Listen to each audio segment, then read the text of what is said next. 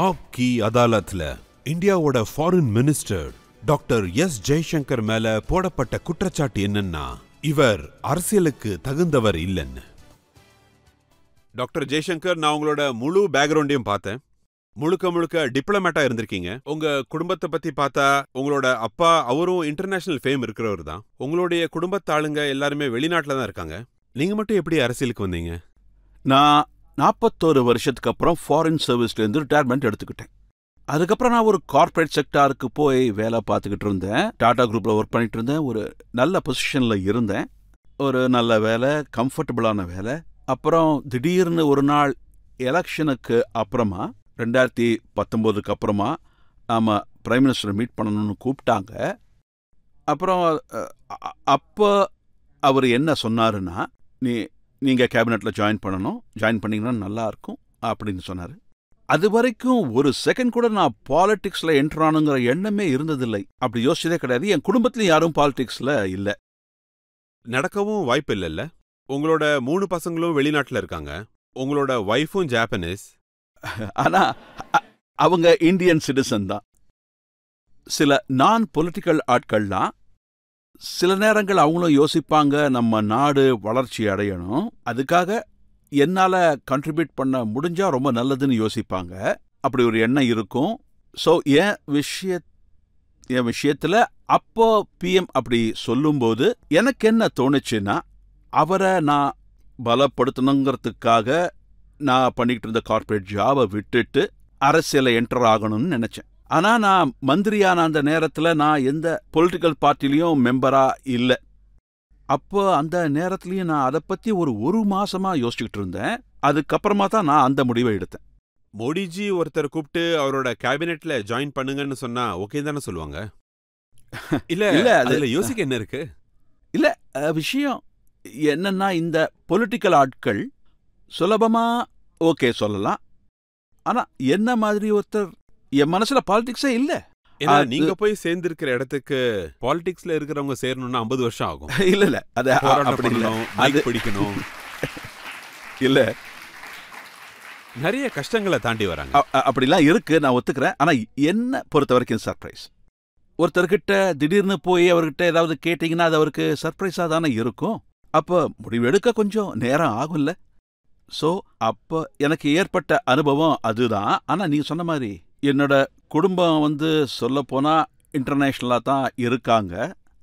உண்மைதான். இந்த விஷயத்தை பற்றி நான் 2 காமெண்ட் தான் சொல்லுவேன். இன்னைக்கு பார்த்தீங்கன்னா நம்ம நாட்டு மக்கள் கிட்டத்தட்ட 3 கோடி பேர் இப்போ வெளிநாட்டில் தான் வாழ்ந்துக்கிட்டு இருக்காங்க. நம்ம நாட்டோட வளர்ச்சியில் அவங்களுக்கும் பெரிய பங்களிப்பு இருக்கு. உதாரணத்துக்கு நீங்கள் பார்த்தீங்கன்னா சில பிரச்சனை வரும்போது இதெல்லாம் நடந்திருக்கு. நாம் நியூக்ளியர் டெஸ்ட் பண்ணும்போதெல்லாம் நமக்கு எதிராக எக்கானமிக் சாங்ஷன்ஸ் இருந்துச்சு. அந்த நேரத்தில் இல்லைன்னா நீங்கள் இன்றைக்கும் ரெமிட்டன்ஸ் பார்த்தீங்கன்னா உலகத்தில் இருந்து பாரதத்துக்கு வர ரெமிட்டன்ஸில் ஃபாரின் இன்வெஸ்ட்மெண்ட்டை விட அதிகமான ரெமிட்டன்ஸ் இருந்துச்சு. ஸோ நாட்டை விட்டு வெளியே போய் வேலை பார்க்குற இவங்கெல்லாம் இதை நானும் உறுதியாக சொல்லுவேன். ஏன்னா நானும் 40 வருஷத்தில் கிட்டத்தட்ட 30 வருஷம் நான் வெளிநாட்டில் தான் இருந்தேன். நாட்டை விட்டு வெளிநாட்டில் இருக்கிற ஒருத்தன் தன் நாட்டை பற்றி தான் அதிகமாக யோசிப்பான். அதோட என் விஷயத்தில் பார்த்தீங்கன்னா வெளிநாட்டு சேவையில் இருந்தேன். பல இடங்களில் அம்பாசிடராக இருந்தேன். நம்ம நாட்டோட பிரதிநிதியாக சேவை பண்ணிக்கிட்டு இருக்கும்போது அந்த நேரத்தில் நம்ம நாட்டை பற்றி நினச்சி இன்னும் பெருமையாக தான் இருக்கும். என்ன மாதிரி ஆட்கள்லாம் வெளிநாட்டில் இந்தியாவை ரெப்ரசன்ட் பண்ணுறோம் இல்லை, அவங்கெல்லாம் சூப்பர் நேஷனலிஸ்டிக் பீப்புள். ஏன்னா எங்களை பொறுத்த வரைக்கும் நேஷனலிசம்ன்றது ஏதோ ஒரு ஸ்பீச் கொடுக்குற விஷயம் மட்டும் கிடையாது. நாங்கள் தினம் செய்கிற எங்களோட கடமை அது. நம்ம நாட்டோட பெருமையையும் கடமையையும் செஞ்சுக்கிட்டே இருப்போம். அது எப்போ எங்கள் கூட தான் இருக்கும். ஸோ அதனால தான் மோடிஜி வெளியூர் போகும்போதெல்லாம் புலம் பெயர்ந்தவர்களை அட்ரஸ் பண்ணுறாரு. முதல் முறை மோடிஜி அமெரிக்கா போகும்போது அந்த நேரத்தில் ஒரு பெரிய மீட்டிங் நடந்துச்சு மேடிசன் ஸ்கொயர் கார்டனில். ஸோ இப்போல்லாம் அவர் எங்கே போனாலும் அந்த மீட்டிங்கிறது ஒரு மாடல் மீட்டிங் மாதிரி தான் நடக்குது. எங்கே போனாலும் சரி அப்படி தான் நடக்குது. இவரை மீட் பண்ண தான் முயற்சி செய்யறாங்க, ட்ரை பண்றாங்க. அவரு என்ன நினைச்சாருன்னா, இதுல நம்ம கம்யூனிட்டியோட ஆட்கள், இந்த நாடு, இந்த நாட்டோட மக்கள், அவங்களோட நம்ம ரிலேஷன்ஷிப்புங்கிறது ஒரு பாஸ்போர்ட் ரிலேஷன்ஷிப் கிடையாது, அவங்களும் நமக்கு ரத்த சொந்தங்கள்னு. இது அவங்களுக்கு புரியணும்னு நினைச்சாரு. அவங்க கூட ஒரு எமோஷனல் பாண்டை கிரியேட் பண்ணிட்டாரு. ஸோ வெளிநாட்டில் வாழ்ந்துட்டு இருக்கிற 3 கோடி நம்ம பாரத மக்கள், அவங்க எல்லாருக்கும் நம்ம நாடு நம்மள மறக்கலன்ற விஷயம் தோணணும். இன்னைக்கும் நம்ம நாட்டுல நமக்கான மரியாதைங்கிறது இருக்கு, நம்மள வரவேற்கிறாங்க அப்படின்னு அவங்க நினைக்கிறாங்க. எனக்கு தெரிஞ்ச வரைக்கும் இது ரொம்பவே நல்ல விஷயம். நாம நம்ம நாட்டு நலன் பத்தி யோசிச்சு பார்த்தோம்னா இதெல்லாம் ரொம்ப நல்ல விஷயம்.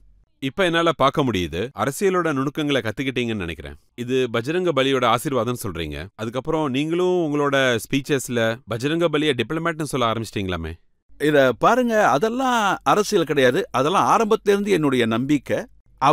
அவங்க வரலாற்றையும் அவங்களுடைய நம்பிக்கையையும் புரிய வைக்கிறதுக்கு, இந்த உலகத்துக்கு புரிய வைக்கிறதுக்கு நான் நிறைய முயற்சிகள் எடுத்திருக்கேன், இன்ட்ரெஸ்டடா இருந்திருக்கேன். நான் ராஜதந்திரத்தை பத்தி ஒரு புத்தகம் எழுதியிருக்கேன். அதுல ஸ்ரீகிருஷ்ணர், அவருக்கும் ராஜதந்திரத்துக்கும் என்ன சம்பந்தம் இருந்துச்சு, அவருடைய எதிர்பார்ப்பு என்னவா இருந்துச்சு மகாபாரதத்துல, அவரு எவ்வளவு முக்கியமானவரா இருந்தாரு, இதெல்லாத்தையும் நான் உலகத்துக்கு முன்னாடி சொல்லியிருக்கேன். ஆனா நிறைய பேருக்கு இதெல்லாம் தெரியல. கிருஷ்ணர் டிப்ளமேட்னா அப்ப ஹனுமான்? அவரும் டிப்ளமேட் தான். அவரு ஸ்ரீலங்காக்கு போனாரு. அவருக்கு ஒரு மிஷன் கொடுத்தாங்க. அந்த மிஷனை தாண்டியும் நிறைய பண்ணினாரு. சீதாமாவை கண்டுபிடிச்சாரு, அவங்க கூட கம்யூனிகேட் பண்ணாரு, ராவணனோட ஊரையே ஒட்டுமொத்தமா எரிச்சாரு. டிப்ளோமேசின்னு அவரு வால்ல நெருப்ப வச்சு ஊரையே எரிச்சிட்டாரு. அது இதனால தான் நான் அவரை அப்படி சொன்னேன். எனக்கு தெரிஞ்ச வரைக்கும் நாம எக்கனாமிக்ஸ்ல நிறைய ஃபோக்கஸ் பண்றோம், பாலிடிக்ஸ்ல நிறைய ஃபோக்கஸ் பண்றோம், பண்ணித்தான் ஆகணும். சில நேரங்களில் கல்ச்சர் மேலேயும் நாம ஃபோக்கஸ் இருக்கணும். ஒருவேளை நாம நம்மளுடைய கலாச்சாரத்தை, நம்மளோட பரம்பரைய, நம்மளோட மரபை நாமளே இதை பத்தி பாராட்டலனா இந்த உலகம் எப்படி பாராட்டும்? மோடிஜி எப்பவும் லீவே எடுக்க மாட்டேங்கிறாரு. அவரோட எனர்ஜியோட சீக்ரெட் என்ன சார்? இத பாருங்க, விஷயம் என்னன்னா, மோடிஜியோட எனர்ஜி சீக்ரெட் பத்தி எனக்கு தெரியாது. என்னோட எனர்ஜி சீக்ரெட் என்னன்னு எனக்கு தெரியும். நான் ஒருவேளை அவர் கூட இருந்தேன்னா அதே எனர்ஜி எனக்கும் வருது.